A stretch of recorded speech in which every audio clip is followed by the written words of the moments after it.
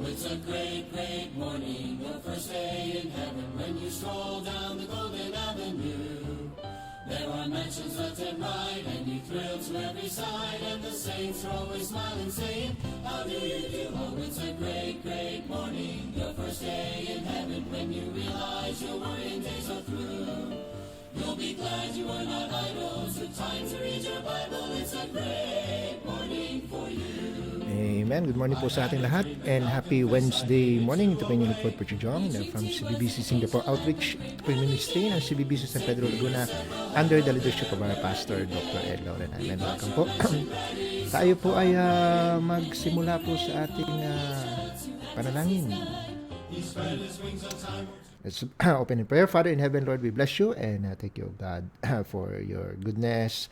Thank you for your faithfulness, Lord God, even for your presence in our life. Thank you for the good night rest that you've given us. Thank you for this brand new life, this brand new day that is upon us. Thank you for giving us an opportunity to start it right, Lord God, by sitting down and listening to your word. And I pray that you would bless the message this morning and bless your people that will be listening. I pray, Lord God, that you would speak to their hearts and may you encourage them, Lord God, to love you more and to serve you more. I pray also for your servant that you would use me, make me a blessing this morning for your honor and for your glory, Lord. Forgive us our sins and make us worthy. All of these things we ask. In Jesus' name we pray. Amen and amen. All right. Jeremiah po tayo. Jeremiah. Okay. Hindi na po tayo magpapakatagal. Jeremiah chapter 17. Jeremiah chapter 17. And we'll read from verse 10. Okay, Jeremiah chapter 17 in verse 10. Okay, sabi po dito, I, the Lord, search the heart. I try the reins, even to give every man according to his ways and according to the fruit of his doings. Again, I, the Lord, search the heart. I try the reins, even to give every man according to his ways and according to the fruit of his doings. I like to speak about the subject this morning, duty versus delight. Duty versus delight. All right, tayo po muna manalangin. Father in heaven, Lord, we bless you. Thank you for your word. And bless us now, O Lord God, as we give sense and as we expound, O Lord God, the truths coming from this passage, O Lord God. We pray for your guidance. We pray for victory. We pray for your honor and for your glory. In Jesus' name we pray. Amen. Duty versus delight. Now, there's a big difference po mga kapatid. Especially, let's take for example yung pintor, for a painter. There's a big difference for one who paints for paycheck and then the other paints just for the beauty of the subject. Like for example, the view, di ba? Yung view niya in nature, di ba? And so if you look at the two results side by side, makikita mo one is more beautiful than the other. No, so kapag tayo we focus so much on when we worship the Lord, when we serve him, when we focus so much of it as a duty, na duty natin yun as being Christians, nakakalimutan po na the tendency always nakakalimutan natin that it's supposed to be delight. Delight because we know Christ. Amen. Kaya nga nung sinabi ko po last time, when kapag tayo naglilingkod, when we serve, when we give, when we go out so winning, and then you are doing it out of, you're just doing it out of duty and wala na yung delight. Hello? Para bang nakakita na po kayo ng kotse na may paka, na yung yellow na bakal na nilalagay ng trap ng parking enforcer. Di ba? So para bang ganun ang ginagawa natin sa service natin, sa ministry natin, sa worship natin. When we do we are you are moving, you are having motions, but alam mo yun, restricted. Parang yun nga, yung kotse na merong dilaw na na bakal, hindi siya pwede mo pagulungin, yes, of course, but hindi ka makakalayo. And of course, you will be drawing attention. So, kagaya ng sinabi ng verse natin, I, the Lord, search the heart. Wag natin kaligtaan, mga kapatid. Wag natin kaligtaan when we serve, God is not only looking at what we are doing. God is also looking at the heart of what we're doing. He's not just counting the deeds. He also weighs in the heart behind those deeds. Amen? Ang pinaka nakakalungkot, mga kapatid, na mangyari sa ating paglilingkod is that we are busy we're busy as a church, we're busy in the ministry, but then at the same time, you're bored doing it. Hello? Yun nakakalungkot. Excuse me lang po, ha?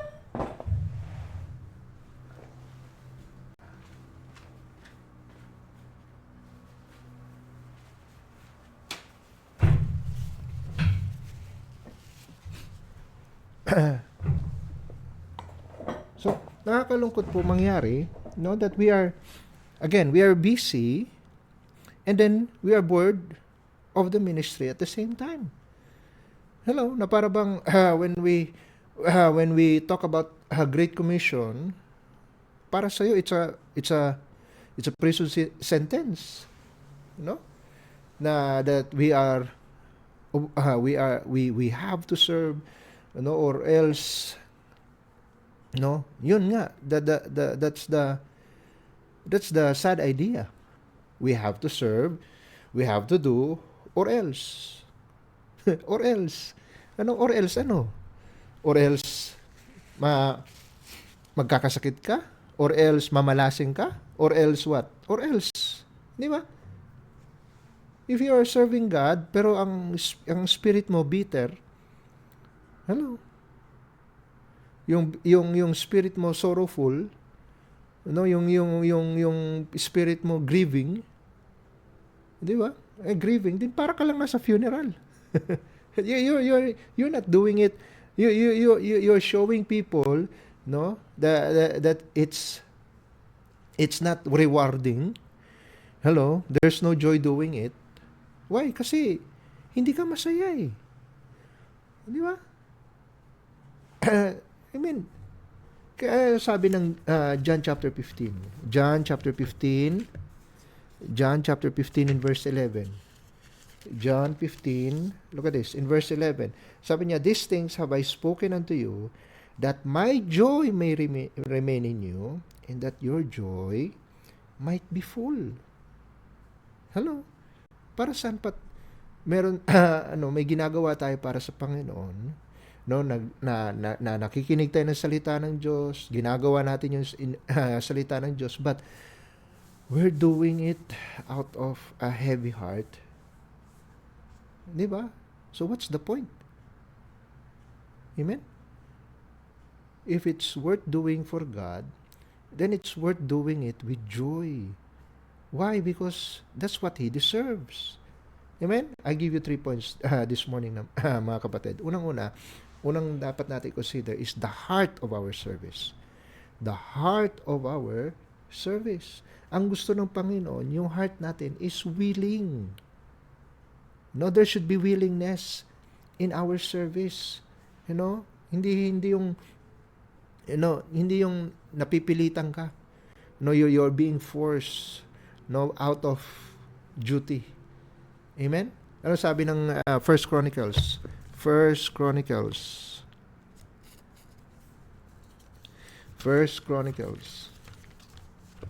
in verse in chapter 28. 1 Chronicles 28, and look at verse 9. And thou, Solomon, my son, know thou the God of thy father, and serve him with a what? With a perfect heart and with a willing mind. Amen? Serve him. Unang commandment kay Solomon, know thou the God of thy father. Kilalanin mo ang Panginoon. Amen? And once nakilala mo siya, serve Him with a perfect heart and with a willing mind. Amen? Kapag ginagawa mo lang yung mga bagay-bagay para sa Diyos, ginagawa mo lang yung either service, either serving, giving, or witnessing. 'Di ba? If you're doing it because you have to, hello, then you're doing it out of duty. Hello. You're not doing it because of love. Amen? And love is the only, it's the only, how to say, it's the only drive, no? It's the only, sabihin natin, engine. Amen? Na, kumbaga, it will keep yung duty from becoming like just a, what? A mere chore. Kumbaga, kung ginagawa lang natin sa ministry is out of chore. No, it's just another checklist, sa ating schedule. Then we are not doing it out of love. Amen? Ano sabi ng 1 Thessalonians chapter 1? 1 Thessalonians, let's open our Bibles. 1 Thessalonians chapter 1 in verse 3. 1 Thessalonians chapter 1 in verse 3. Sabi po dito sa verse 3, remembering without ceasing your what? Your work of faith and labor of love and patience of hope in our Lord Jesus Christ, in the sight of God and our Father. Amen? Work of faith, labor of love. Amen? Kasi kung hindi mo naman mahal ang Diyos, if you're not doing it out of love, out of charity, then your service is just a mere, kumbaga it's just a loud symbol. Di ba? Sa 1 Corinthians chapter 13, sabi po dito, though I speak with the tongues of men and angels and have not charity, I am become a sounding brass or a tinkling cymbal. And though I have the gift of prophecy and understand all mysteries and all knowledge, and though I have all faith so that I can remove mountains and have not charity, I am nothing. Look at verse 3. And though I bestow all my goods to feed the poor, and though I give my body to be burned and have not charity, it profited me nothing. Because you're not doing it out of love. You're not doing it out of delight. Amen? Delight in the Lord, mga kapatid. As long as masaya mong ginagawa yan para sa Panginoon, that's the only fuel you need. Amen? From quitting. Lalo na't ang ministry is, will be getting hard. Amen? But because you're doing it out of love, out of delight, amen? The joy of the Lord, sabi ng Nehemiah, the joy of the Lord will be your strength. Nasa ministry tayo, tapos miserable tayo. Ibig sabihin, mga kapatid, we are running empty. Empty na tayo sa fuel. Amen? Hindi na tayo makakaasang tatagal tayo sa ministry. Why? Because we are not doing it out of love and out of delight. Amen? Hindi tayo magkakaroon ng and bakit nga ba tayo hindi masaya? Amen? Bakit nga ba hindi tayo masaya? Kasi nga, maybe because our heart is dirty. Amen? And so, what do? We ask God for a clean heart. Amen? Sabi ng, 1 John 1:9. Amen? If we confess our sins, He is faithful and just to forgive us our sins and to what? And to cleanse us from all unrighteousness. Amen? And look at Psalm 51. Ihingi natin ng tawad at humingi tayo ng puso na malinis. Amen? Sabi ng 51 verse 10 ng Book of Psalms, create in me a clean heart, O God, and renew a right spirit within me. Verse 12, restore unto me the joy of thy salvation and uphold me with thy free spirit. Amen? Restore unto me the joy of my salvation. Amen? We love Him because He first loved us. Kaya tayo nasa ministry in the first place. Amen? Kasi nga, na-realize natin na mahal tayo ng Diyos, binigay niya yung buhay niya para sa atin. Ano ba naman yung ibigay natin yung buhay natin para sa Kanya? Sa paglilingkod. Amen? Di ba, ganun tayo nagsimula? Pero na lang kung iba yung motive mo, kaya ka nagsimula.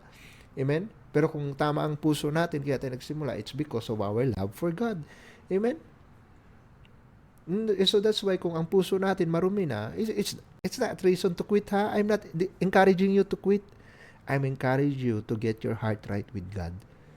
Why? Because when we are right with God, then when we serve Him, it will be as natural as breathing, mga kapatid. Para ka lang nahinga. Amen. No, hindi mo iniisip yung sasabihin ng tao, hindi mo iniisip yung oras, hindi mo iniisip yung kung ano yung sinasacrifice mo. Why? Kasi ginagawa mo para sa Panginoon. Amen. Unang-una, number 1, the heart of our service. Number 2, the motive of our sacrifice. The motive of our sacrifice. Amen. God loves a cheerful giver. Hindi lang nagbibigay ka out of duty. Hello. No, nagbibigay ka nga, tapos panay ka naman complain. Hello, tapos makarinig ka lang sa sa internet na ng anumang negative tungkol sa pagbibigay sa tithes. Di ba? Sasabihin na tithes it's no longer required in the New Testament. Hello. Kung kahit pa nakalagay yan sa Bible na required, kung ang puso mo naman baluktot, hindi ka naman masaya. Kung nakalagay sa New Testament na required, tapos hindi ka naman masaya, hindi rin yun wala rin blessing dun. Hindi rin matutuwa ang Diyos sa iyong pagbigay. Why? Because God loves a cheerful giver. Amen? You're not supposed to, di ba sabi ng 2 Corinthians chapter 9? 2 Corinthians chapter 9, in verse 7, sabi dito, every man according as he what purposeth in his heart, so let him give, not grudgingly, or of necessity, for God loveth a cheerful giver. I mean, sabi ko nga, kung hindi ka lang din masayang magbigay ng tithes, di wag kang magbigay. Hello? Huwag kang magbigay. Hindi ka naman pinipilit ng Bible eh. Why? Because you're supposed to give it out of love. You're supposed to give it out of your delight, not out of duty, not of necessity. No? Or grudgingly. Kung napipilitan ka man lang din, hello, edi wag mong ibigay. Hello? Settle it with God. Amen? Hindi, you're not giving your money just to look good. Amen? If you're doing it just to look good, then it's a waste of blessing. Why? Kasi walang blessing eh. Amen? And if you're sacrificing your time, for your ministry and for soul winning, ginagawa mo naman yun with no delight. Di ba? Then lahat ng ginagawa mong pagsasayang ng laway, ubos lakas, dugot pawis. Amen? Ubos laway. Then para saan pa? Amen? Kung wala din namang and it will just be burned up pagdating sa judgment seat. Hello. I mean, if you're happy, if you're really happy with Jesus, you won't be able to keep your mouth shut. Amen? I mean, di ba? Tanda mo nung ikay high school, na-realize mong merong kang gusto sa isang classmate, di ba? Lagi mong bukang bibig. Di ba? Sabi ng Acts chapter 4. Acts chapter 4 verse 20. Acts chapter 4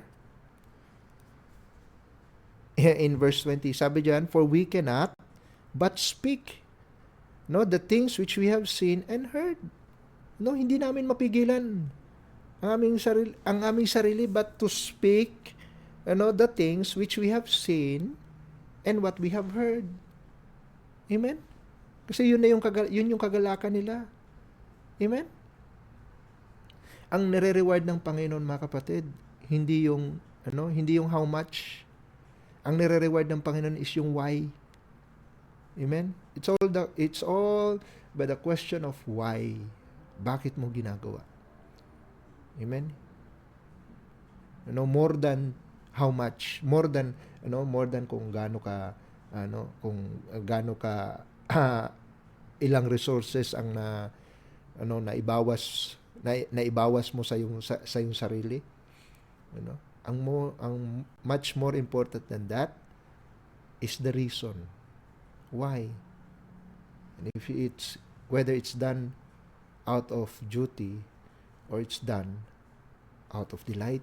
Sabi ng 1 Corinthians chapter 9, 1 Corinthians chapter 9 in verse 17, sabi niya, for if I do this thing willingly, I have a reward. But if against my will, a dispensation of the gospel is committed unto me. The word dispensation there is stewardship. Amen? Kung against that will, then again, stewardship is accountability. An accountability of the gospel is committed unto me. Hello? That's why you cannot do right thing and then for the wrong reason. Hello? Or else, walang reward. You will lose. You will lose. Amen? And when you lose, you'll cry. You'll cry in heaven, mga kapatid. Remember, kapag yung attitude natin, is bitter or sour, amen? Pag nagbibigay tayo, yung attitude naman natin is, di ba? Baluktot. Your offering is nothing but a joke.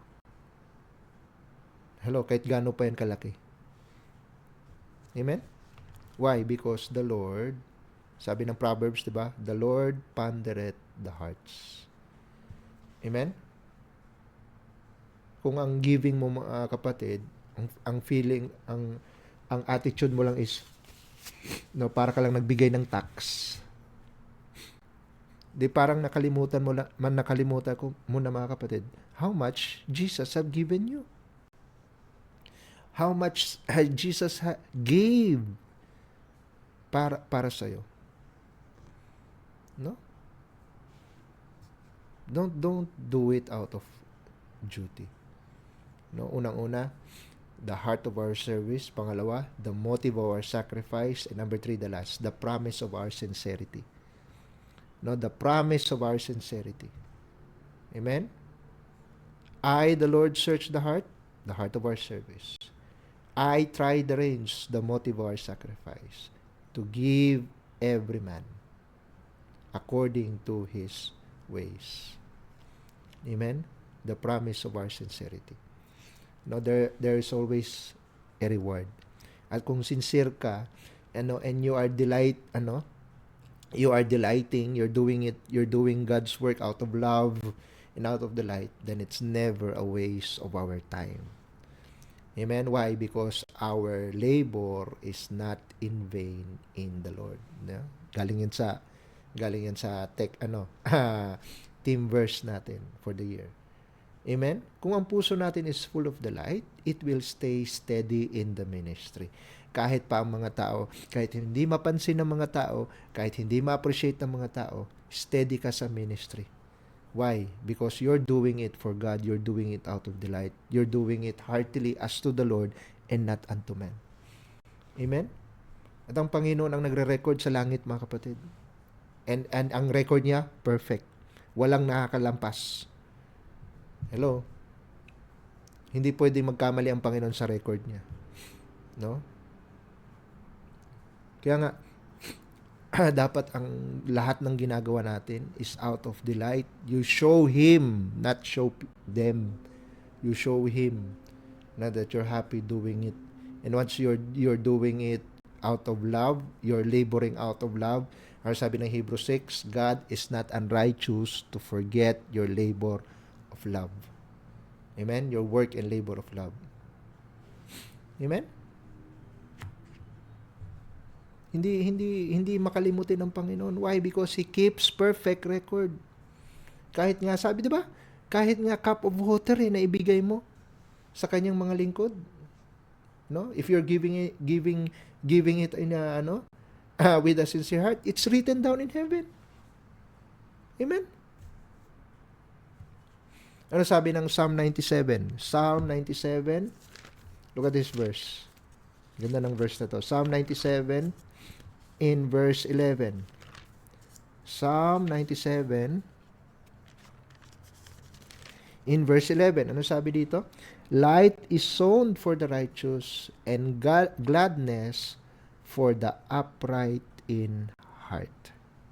Amen? Gladness is sown for the upright in heart. Amen? Kapag yung, kapag nagsusow ka, you're planting out of sincerity, hello, you will reap with joy tomorrow. Amen? Kaya find delight in Jesus. Amen? Why? Because there's a big celebration in heaven. Amen? Kaya lahat ng ginagawa mo dito sa it must be for Him. Lahat ng gagawin natin dito sa lupa must be for Him. So that when we meet Him, ano sasabihin ng Panginoon? Well done, thou good and faithful servant. Thou hast been faithful over a few things. I will make thee ruler over many things. Ano sabi? Enter thou into the joy of thy Lord. Amen? The joy of thy Lord. Amen? Papasok tayo sa kanyang kagalakan. Kasi lahat ng ginagawa natin is meaningful para sa kanya. Amen? The worship, the service, the giving, the witnessing. Amen? If we are doing it out of delight, it's just a small taste of entering the joy of the Lord. Amen? No? What a foretaste of glory divine. Diba? Kasi ginagawa natin for His glory. Amen? So, number 1, the heart of our service. Number 2, the motive of our sacrifice. And number 3, the promise of our sincerity. Ano sabi ng Psalm 19? Let the words of my mouth and the meditation of my heart be acceptable in thy sight, O Lord. The meditation of your heart. Amen? Must be acceptable. Ano yung mini-meditate natin kapag tayo ay nagsiserve? Ano yung mini-meditate natin kapag tayo ay nagigiving? Anong mini-meditate natin kapag tayo nagsosoul winning? Let it be acceptable in thy sight, O Lord. Amen? Kaya nga, huwag tayong robot na ginagawa lang natin because it's a part of the program. Amen? You're doing it out of duty. Start acting like a child of God. Amen? Living in delight. Amen? Kaya kapag if you have already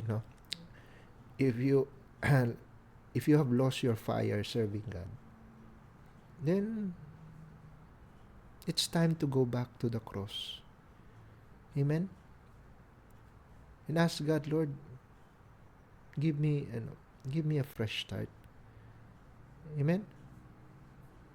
Don't just bother doing the work. You bother yourself to love the Master while you're doing it. Heartily as to the Lord. Amen? If you're doing it out of out of mere duty, then repent. Repent from that attitude. No? Ask God, ask God to give you back your joy. Ask God to give you back your smile. Ask God to give you back your gladness. Amen? Serve the Lord, not out of duty, but out of delight. Father in heaven, we bless you. We thank you, O God, for your word this morning. Lord, forgive us if our service doesn't glorify you, because we're doing it with the wrong heart, with the wrong motive. Lord, there's no promise, O Lord God, if there's no sincerity. And we pray, O Lord God, that you would help us do the right thing with the right heart. Thank you, Lord, for your word this morning. Thank you for encouraging us. We give you back the glory. In Jesus' name we pray. Amen and amen. Alright, I hope naging blessing po ang message natin ngayong umaga. Okay, so batiin natin ang ating mga kasama.